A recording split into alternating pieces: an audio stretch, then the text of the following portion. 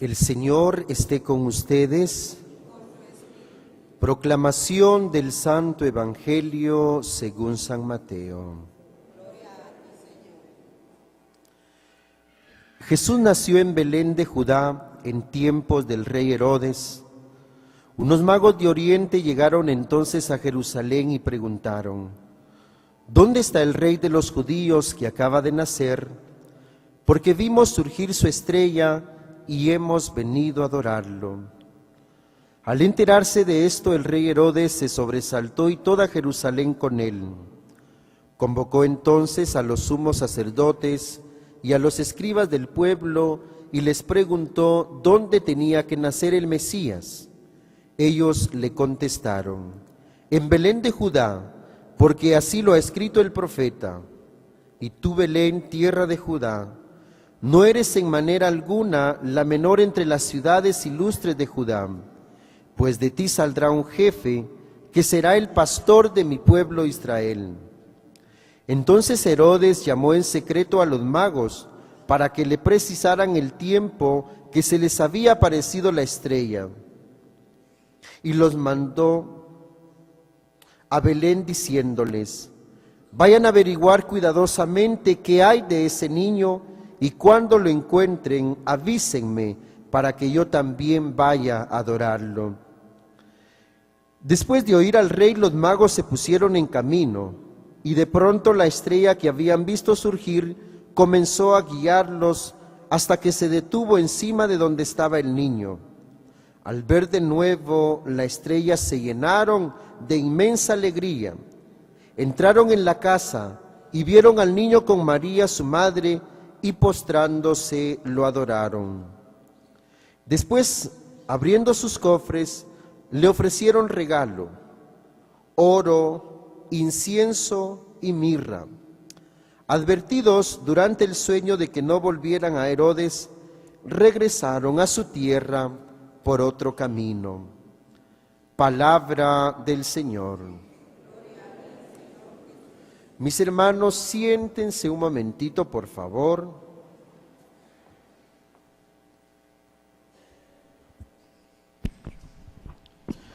Yo quisiera, mis hermanos, que en este primer domingo de este año 2011, ahorita que estamos empezando este nuevo año, dejáramos el año viejo atrás, dejáramos todas nuestras cosas malas, nuestros malos hábitos, nuestras malas costumbres, nuestras cosas feas, las dejemos atrás y le demos paso a lo nuevo. En palabras de San Pablo diríamos: dejemos el hombre viejo y revistámonos del hombre nuevo. Es la oportunidad. Tenemos 365 oportunidades, porque cada día, mis hermanos, es una oportunidad que Dios nos da. No las dejemos pasar, aprovechémoslas. Hoy celebramos la fiesta de la Epifanía del Señor. Epifanía quiere decir revelación, quiere decir manifestación. Y una de las cosas, mis hermanos, que los israelitas creían y pensaban, que el Mesías había nacido solo para ellos, solo para ellos. Eso es egoísmo, creer que Dios es solo para nosotros y para los demás no. Pensar muchas veces, o algunas veces pensamos y creemos y nos ponemos contentos cuando nos va bien solo a nosotros, y nos sentimos hasta enojados cuando a los demás les va bien. Eso es egoísmo. Queremos muchas veces que Dios solo nos bendiga a nosotros y que a los demás nada. Y nos inventamos cualquier cosa para criticar a la otra persona, a los vecinos, a los amigos o a la misma familia, cuando les está yendo bien, ¿no es cierto? Eso es egoísmo. Hoy, mis hermanos, en esta fiesta, nosotros celebramos a nuestro Dios, a Jesús, que ha venido para salvar a todos los pueblos, no importa de dónde, a todos los pueblos.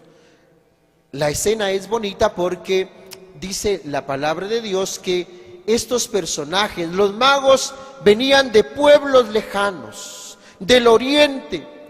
Claro, es que el niño tiene un magnetismo, atrae a todas las personas, y venían desde lejos, superando dificultades, superando problemas, cualquier obstáculo. Venían de lejos y lo único que traían en su mente era encontrarse con Jesús, ¿cierto?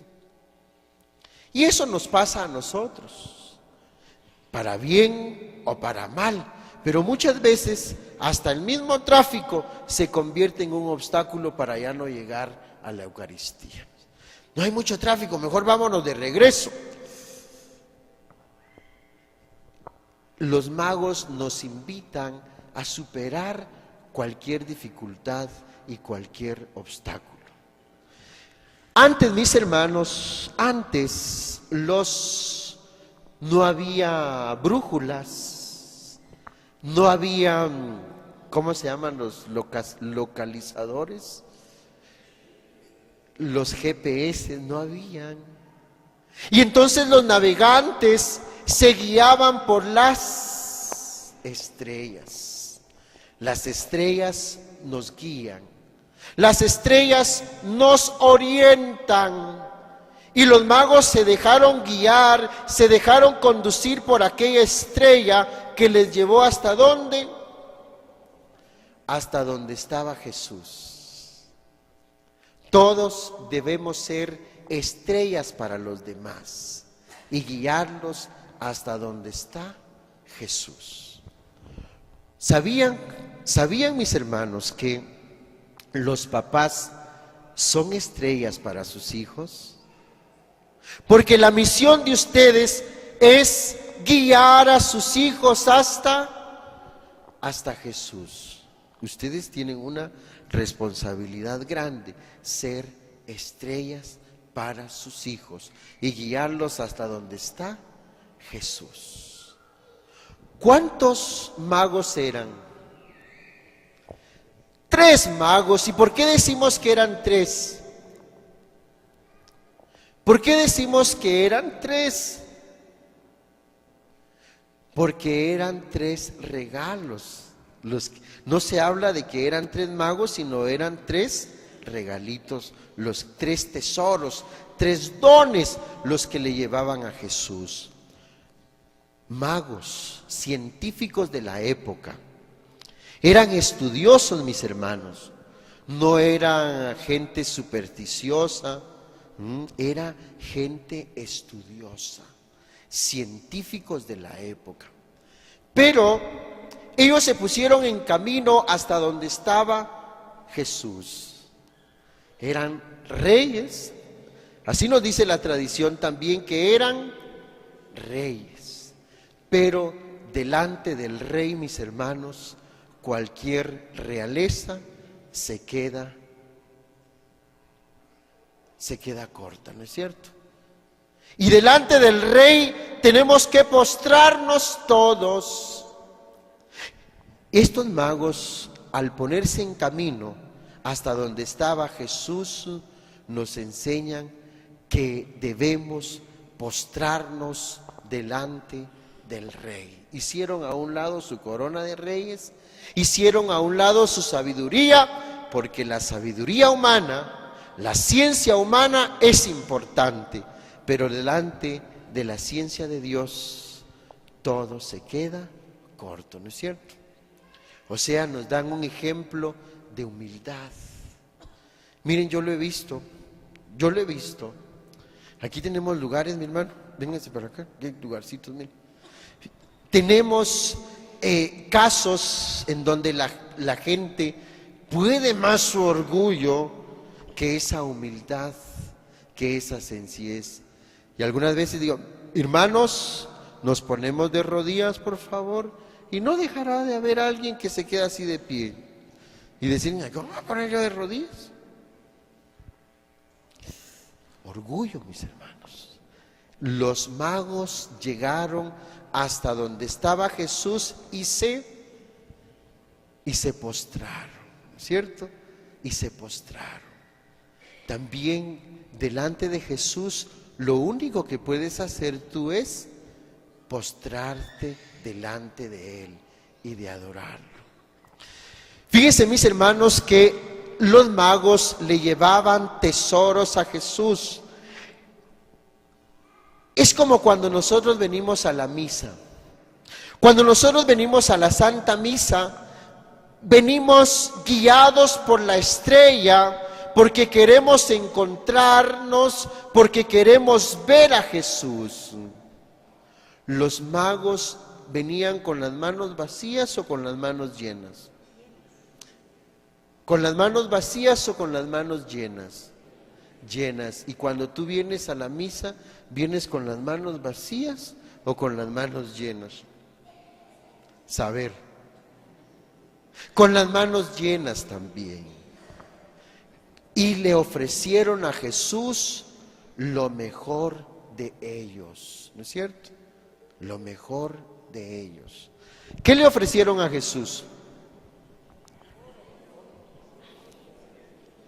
Oro, incienso y mirra. El oro, mis hermanos, es símbolo de la realeza. Es símbolo de la realeza. Y al llevarle oro a Jesús, los magos están reconociendo que Él es rey, ¿no es cierto? Los magos están reconociendo que Él es rey. Los reyes están diciendo, nosotros no vamos a ser reyes, pero tú eres el gran rey. Y nosotros estamos bajo tus órdenes. Somos tus súbditos. ¿Y qué más le llevaban a Jesús? El incienso. El incienso, mis hermanos, utilizado en la mayoría de los pueblos, significa el culto a Dios. Dice la palabra de Dios, suba mi oración como sube el incienso hasta tu presencia. Las ofrendas que presentaban en el altar, en el Antiguo Testamento, estaban acompañadas de incienso. El incienso tiene un carácter sagrado también. El incienso significa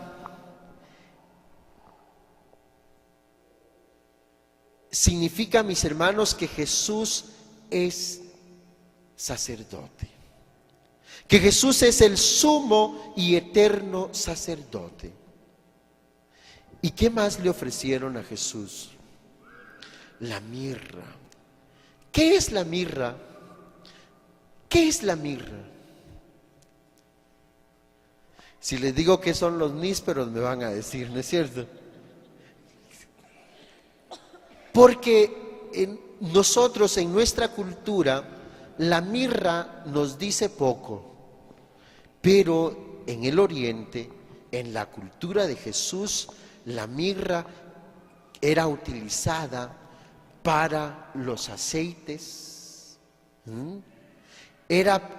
tenía propiedades medicinales para fortalecer los músculos y era combinada con el aceite para la unción.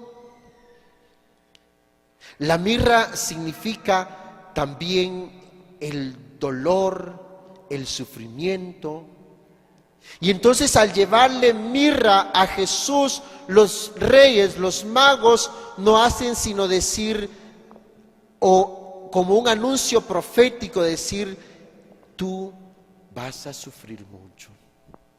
Es lo mismo que le dicen los ancianitos a María que va a sufrir mucho. Una espada va a atravesar tu corazón por el sufrimiento de tu hijo. Por eso significa la mirra, la humanidad. La humanidad. Hoy, mis hermanos, le vamos a pedir a Jesús, si reconocemos que Él es Rey, si reconocemos que Él es Rey, estamos reconociendo que Él tiene autoridad sobre nosotros, ¿o no?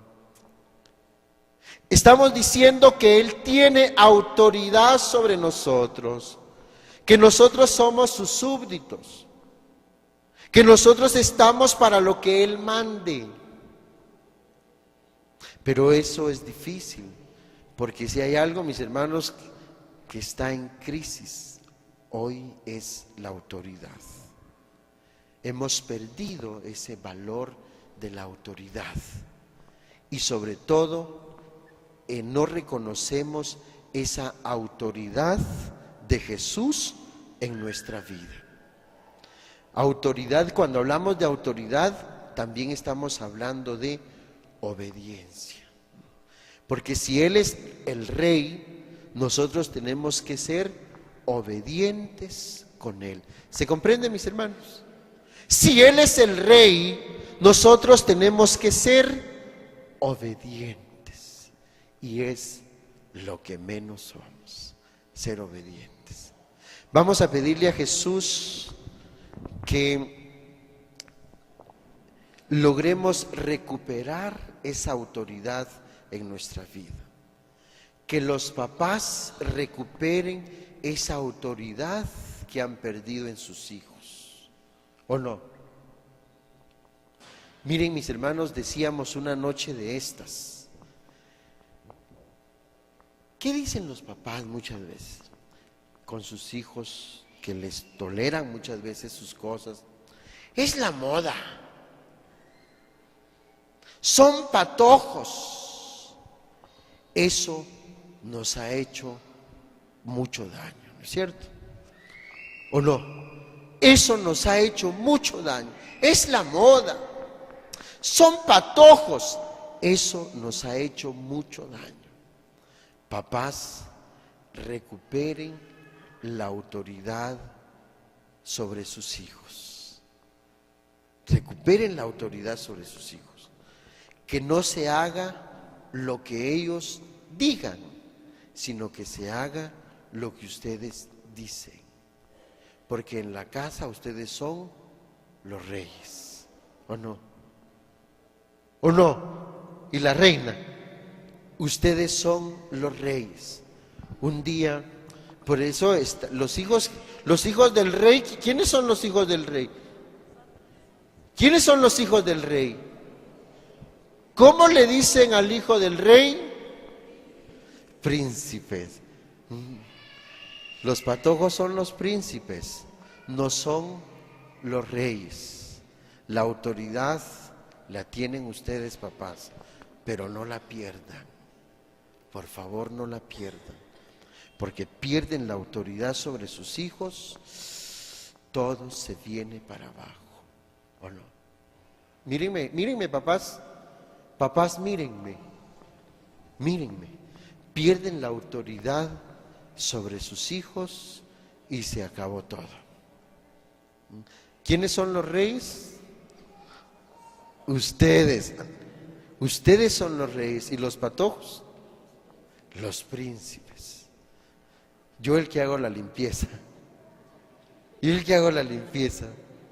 Que Jesucito me los bendiga, mis hermanos, y me los acompañe siempre. Y que este año, de que este año 2011 dejemos, como dicen los patojos, la mala vibra. Dejemos la mala vibra, las cosas feas, las cosas malas. Propongámonos para este 2011 no repetir las cosas malas del 2010. Y empecemos este año con mucho optimismo. Con mucho optimismo. El año va a ser lo que usted haga de él. Empecemos este año con mucha alegría. Empecemos este año sabiendo que las cosas que vamos a emprender nos van a salir bien. Empecemos este año no dependiendo de los demás, sino dependiendo de nosotros mismos. ¿De acuerdo? No porque no necesitemos de los demás, sino porque muchas veces vamos a depender de los demás y nos vamos a quedar sin hacer nada. Empecemos este año 2011, mis hermanos, no de brazos cruzados, sino trabajando.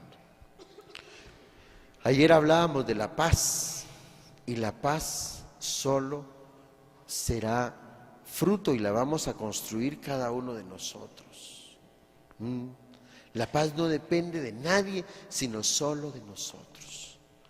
Vivimos en un mundo en donde, en una Guatemala, no en un mundo, en una Guatemala, en donde cada uno de nosotros tiene que aportar su granito de arena.